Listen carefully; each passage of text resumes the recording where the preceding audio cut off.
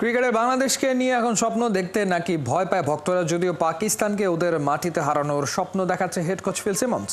এই ক্যারিবিয়ান বলছেন আরব আমিরাতের বিপক্ষে হারার পরও দল আত্মবিশ্বাসী আছে। শন টেইট ও মোস্তাক আহমেদকে কোচিং ইউনিটে পেয়ে খুশি ফিল সিমন্স। স্বাগতিক হেড কোচ মাইক হেসন কোনোভাবেই টাইগারদের ছোট করে দেখছেন না। লাহোর থেকে সাইফুল রূপকের পাঠানো report. I think that there's always a great chance of winning the series. পাকিস্তানের বিপক্ষে টি-20 সিরিজ জেতা সম্ভব। ফিল সিমন্স বাংলাদেশি হেড কোচের সাহসী একটা স্টেটমেন্ট। সত্যিই কি বাংলাদেশ পারবে গাদ্দাফি স্টেডিয়ামে জ্বলে উঠতে? সাম্প্রতিক সময়ে দুর্বল আরব আমিরাতের বিপক্ষে 2-1 সিরিজ হার। প্রথম ম্যাচটা তো আর কষ্ট করে জিতেছিল, সেই দলটা মোরালি ডাউন থাকার কথা। তাহলে কোন টোটকায়, কোন তরিকায় লাহোরটা জয় করতে পারবে লিটনরা? It was difficult to lose in the series in UAE, but then sometimes that lifts you up. So let's hope that it lifts up the team, and our morale has been great.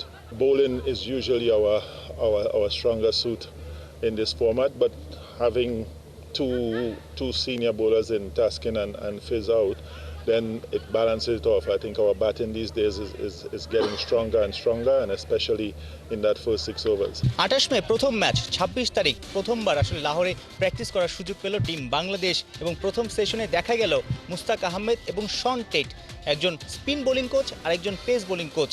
Mustaq Ahmed আগে কাজ করেছেন, শন Tait প্রথমবার টাইগারদের জার্সিতে টাইগারদের প্র্যাকটিসে যোগ দিলেন নতুন পেস বোলিং কোচ। এবং প্রথম সেশনে আমরা দেখলাম হেড কোচের সাথে নানা প্ল্যান করছেন, বোলারদের ল্যান্ডিং নানা কিছু নিয়ে আলোচনা করছেন। এবং শন টেইট, মুস্তাক আহমেদ পিএসএলে দুজনে কাজ করেছেন, সেই অভিজ্ঞতা নিশ্চয়ই বাংলাদেশ দলের সঙ্গে শেয়ার করবে। বাংলাদেশের পরিকল্পনা সাজাতে দারুণ হেল্প হতে পারে। Sean Tate is a brilliant addition.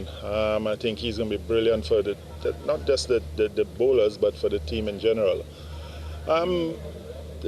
The way things go, yes, we are working very hard on trying to improve all our aspects. শুধু শন টেইট এবং মুস্তাক আহমেদ নয়, বাংলাদেশের দুজন ক্রিকেটার আছেন, অর্থাৎ রিশাদ হোসেন এবং মেহেদী মিরাজও কিন্তু টিম বাংলাদেশের ক্যাপ্টেন কোচ অন্যান্য ক্রিকেটারদেরকে দারুণ বার্তা দিতে পারবেন। কারণ রিশাদ হোসেন লাহোর কালান্দার্স যে পিএসএল চ্যাম্পিয়ন দলে খেলেছেন, ম্যাচও খেলেছেন, ফাইনালটাও খেলেছেন, ফাইনাল আগের ম্যাচে দুর্দান্ত বোলিং করেছেন।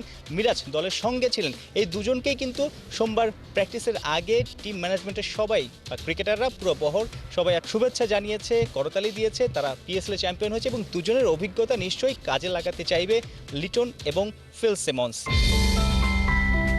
বলার অপেক্ষা রাখে না এই কন্ডিশনে লাহোরের গাদ্দাফি স্টেডিয়ামে ফেভারিট পাকিস্তান দল। কারণ সবাই পিএসএল, পাকিস্তান সুপার লিগে দুর্দান্ত খেলেছে। ইনফর্ম ক্রিকেটার, সেই ক্রিকেটারদের নিয়ে দল গঠন করেছে নতুন কোচ মাইক হেসন, তবুও বাংলাদেশকে সমীহ করছে। I don't think anyone in this Pakistan team will be taking Bangladesh lightly.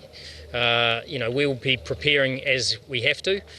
Sure, we've come off the PSL, but we also haven't played as a team yet. গেল সপ্তাহে দুর্বল আরব আমিরাতের বিপক্ষে series হার, আইপিএলে মুস্তাফিজের ইনজুরিতে পড়া, এই লাহোরের গাদ্দাফি স্টেডিয়ামে এর আগে 2 টি-20 খেলে দুটোতেই হার। সব বিবেচনায় ব্যাকফুটে থেকেই এই সিরিজটা শুরু করতে হচ্ছে টিম বাংলাদেশকে। সাইফুল রূপক, 71, লাহোর, পাকিস্তান।